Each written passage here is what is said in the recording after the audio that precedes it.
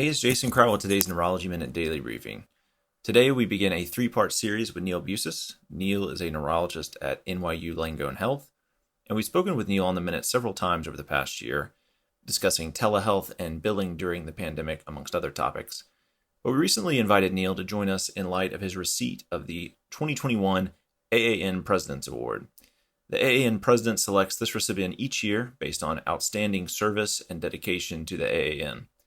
In his announcement for this award, AAN President Jim Stevens discussed the various contributions Neil has made over his 25 years of involvement with the organization. Neil has served on many different committees, task forces, and in advisory positions over his career. He's worn innumerable clinical and non-clinical hats, and he's written and spoken extensively on electrodiagnostic medicine, telehealth, EMRs, coding, and billing. We asked Neil if he had any advice or words of wisdom, and he divided this up into three answers. So advice on thinking, advice on talking, and advice on working with others. Today in part one, we'll hear Neil's advice about thinking. Everybody makes mistakes. If you say you've never made a mistake, you are either deluded or you are not telling the truth. And everybody's human, and it's okay. You can acknowledge them, you can learn from them, and you try not to make the same mistake twice.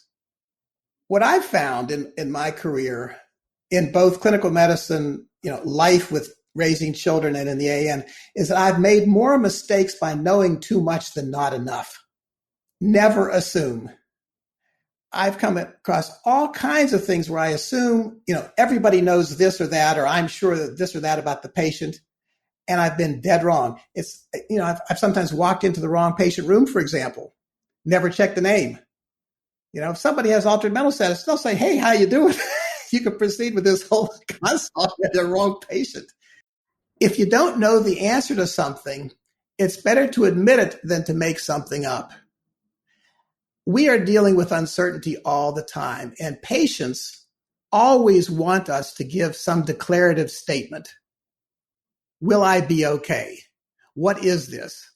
It's much harder to say, "I don't know," than to come up with something. But the thing is, if you come up with something, it can be misleading. It can, false despair, false hope, things like that. It's the hardest thing to say, "I don't know." But what you can say is that although I don't know, my team and I know how to find out as best we can.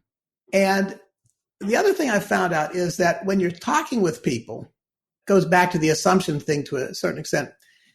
It's harder to get into trouble by asking questions than by making statements.